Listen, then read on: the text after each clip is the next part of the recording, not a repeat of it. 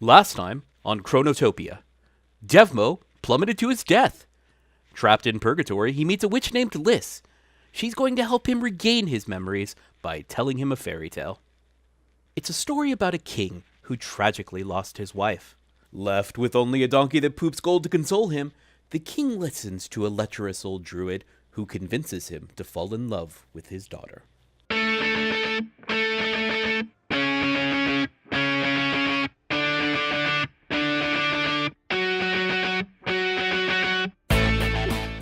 She who... He just comes right out and Wow. says it. Bold. Subtlety is overrated when you're courting your daughter. She whom my heart has chosen is Princess Kionna, and I hereby officially announce my decision to marry her. Oh. In a shared moment of fear, all the counselors said, Ooh. Oh. some thought they must have misheard. Others thought it probably was a misunderstanding. The king had had a stroke, he was saying words that he didn't mean. One brave soul decided to break the ice and shyly asked, Princess Kionna? Your daughter? My daughter indeed! Loud whispers then filled the king's cabinet. Mostly a mixture of horror and bewilderment could be seen on the faces of the nobles. Time seemed to have stopped, and the cheering had been replaced by contempt and cold glares. Another counselor dared to speak. Your Highness, with all due respect, you cannot marry your own daughter. The church says... Do you not swear a few seconds ago to accept my choice, whatever it would be? Are you never satisfied? I am finally fulfilling your wish, and this is still not enough! You rascals, you rapscallions, be gone!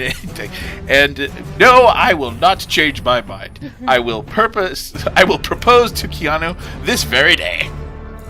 Thus the counselors Rabble, were rabble, chased rabble. like criminals from the king's cabinet. Gathered in the corridor, they soon began arguing aloud, exposed to all the retainers who were passing by. Oh my, the rumors. King has gone crazy.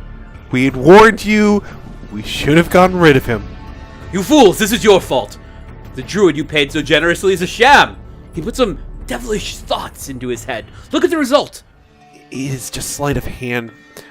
By marrying the princess, he is trying to keep the kingdom under his yoke. Once the wedding is consummated, we will not be able to exile him anymore, nor will we be able to ally with Kionna to take back power.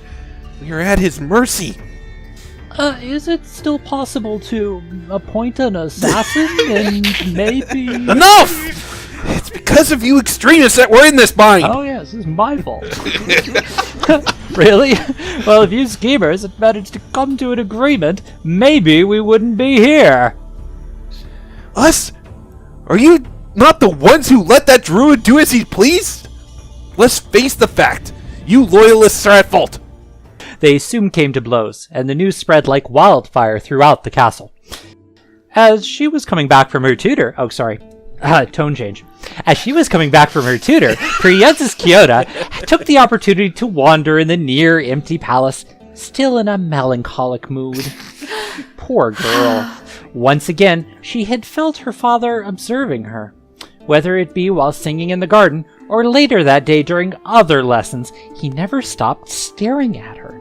She'd even noticed his behavior for quite some time, and could not help feel a little uneasy.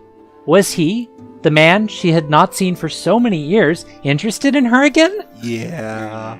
Was it an awkward way for him to make amends, as Nahima had said, or was it for a far darker reason? Kionna had a bad feeling about this. Some other day she would have dismissed those thoughts, but today was special. All day long she had been under the impression that the servants were whispering things in her path. Something weird was definitely going on. With a knot in her stomach, she shook her head nervously. I should stop thinking about it. It can only hurt me. Suddenly, she noticed that the castle was bathing in sunset. Already that late? I must make haste. I promised Nahima that I would pay her a visit. As the princess was walking toward the castle's kitchens, where most of the retainers were at that time of day, she felt a presence behind her back. Ooh. Reflexively, she turned back and caught a glimpse of a man standing before her. Her heart skipped a beat. Like never before due to the surprise. Astounded, she tried to fan herself to get rid of the warmth that was spreading through her entire body. She needed a few seconds to recognize this solemn man, but there was no doubt. It was the king. Father, what a surprise. I've not seen you in so many years. Oh, God, no!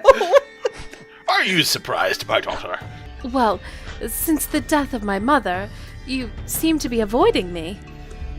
I regret that very much. Have I made you suffer? Yes, Father. I just want to speak with you again, if possible. All these years, I was only inhabited by loneliness and bitterness, and I do not want you to see me like this. But today I have decided this cannot continue. I am glad to hear it, Father. Still petrified because of how creepy the guy was becoming, Kionna answered politely, while taking a closer look at the old man's faded and worn-out face. 'Cause he's old, and she's young, and you're really old, we're related. and you're her dad. I feel like the father part is the bigger Had he issue always here. looked that tired, that aloof? She couldn't remember.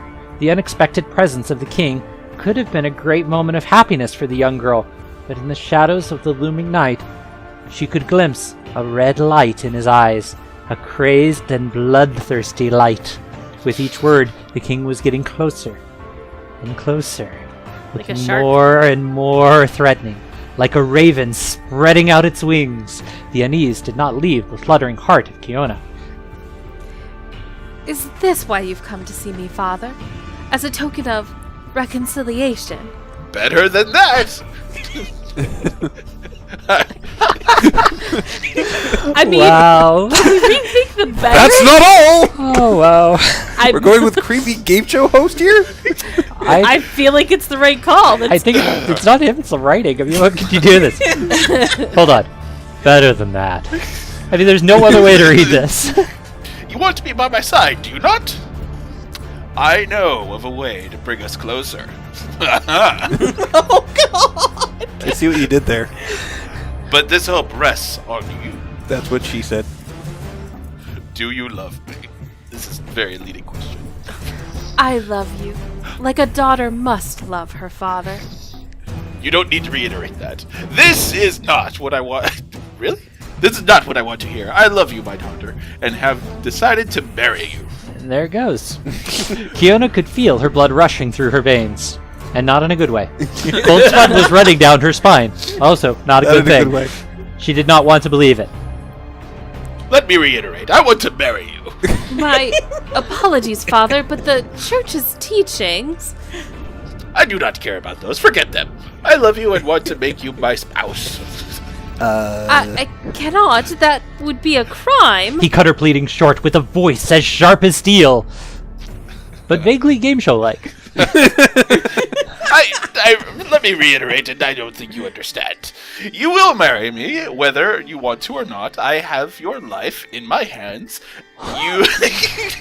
Sorry. You have no choice but to obey me. We've entered new depths of creepy. Oh, Terrified, I thought this couldn't get worse. Kionna glanced around her, but there was no way for her to escape. The king's imposing stature was blocking the corridor. Knee to the groin! Yet an urge to run away was tormenting her from the inside. She had to find a way. She tried to negotiate. Please, at least give me some time to think about it. The old king scowled at her with a displeased look. Very good. You can have time. You have 1 hour. No more, no less. I will be by your bedchamber. No, I will be in your bedchamber. Oh, God! Just to make sure that you know. Finish thinking about my proposal by then.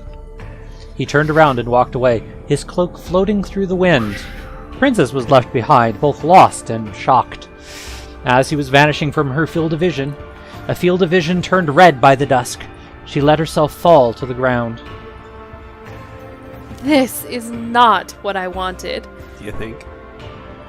Leaving the princess to her sorrow, the old king went back to the druid, who had advised him so well.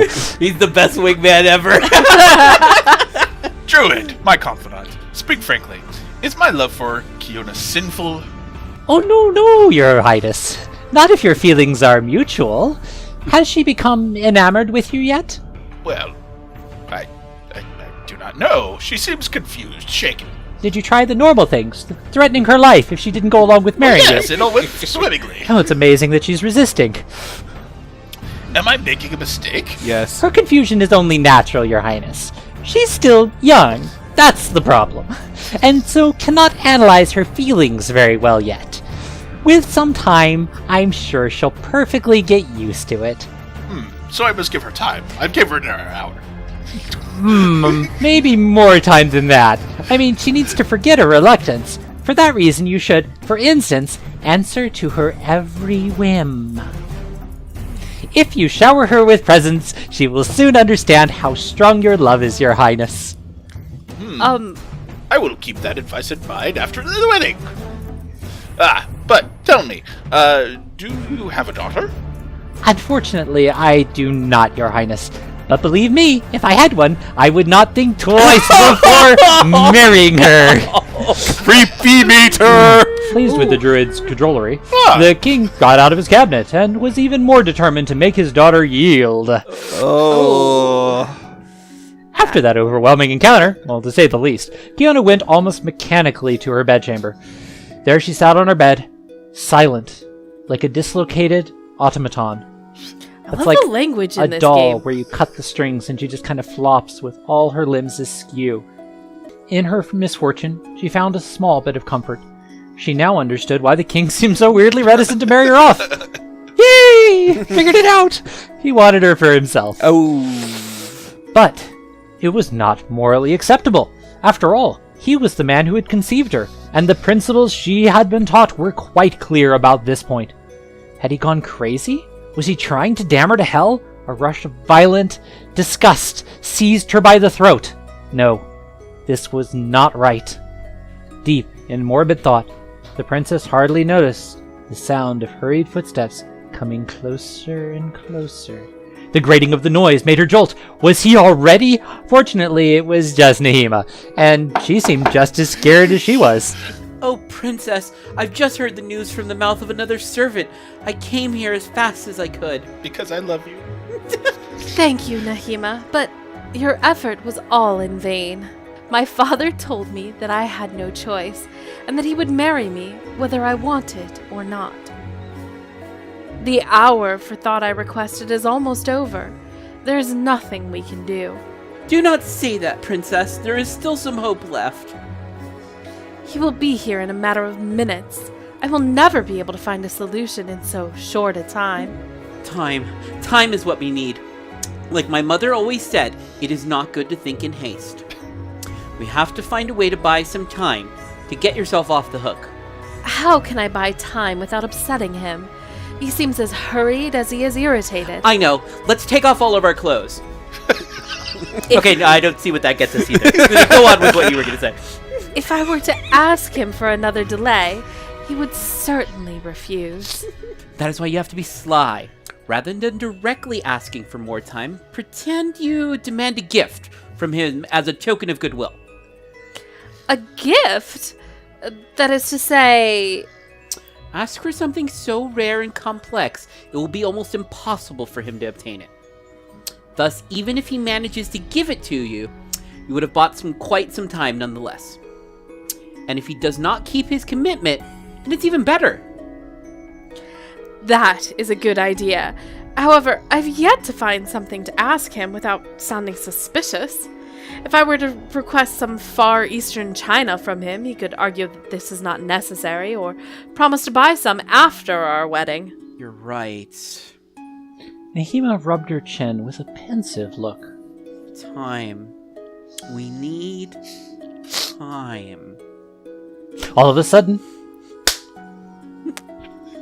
I know, Princess. Demand that he gives you a dress the color of time. Like a deep purple? It's common for a future bride to want new clothes in order to appear as a proper lady in the arms of her spouse. He'll not be able to refuse. I'm sorry, did she say the color of time? Yes. It's like a light grayish It's blue. like I a wanna light say. grayish blue, yeah. Yeah. Okay. Since we're all agreed. And since time has no color, except a light grayish blue, Naturally. no tailor, even a fairy, will ever manage to craft such a dress. Nahima, you are a genius. You two are brilliant. Under the influence of relief, Kionna flew into her retainer's arms, who consequently went red as a beetroot. And her eyes turned into flame projectiles. This was nothing. That doesn't look healthy. The two girls were so happy that they failed to notice in time the sounds of footsteps in the corridor. Someone knocked at the door. This time, there was no place for doubt. It was the king. My daughter, are you here? Quick, Nahima, hide yourself under the bed. We cannot let him know you are here.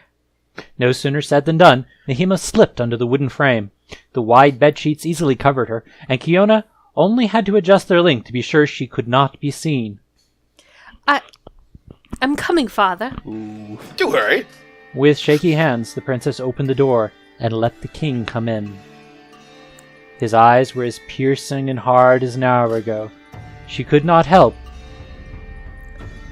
I don't know how to make a gulp sound. She over could me. not help, Just say the word. but Gulp. There you go. Sure. There are no locked doors in my kingdom. Next time, open the door. So, have you considered my proposal? In other words, that I left you no choice in. Yes, father, I have pondered, and I have come to the conclusion that I cannot appear by your side without clothes fit for a queen. Ah. I want to honor you, and that is why I would like to renew my wardrobe a bit before the wedding. the Druid's advice immediately came back to the old king's mind. The young woman was certainly about to express some whim of hers, and he could not pass on such an occasion to earn her trust.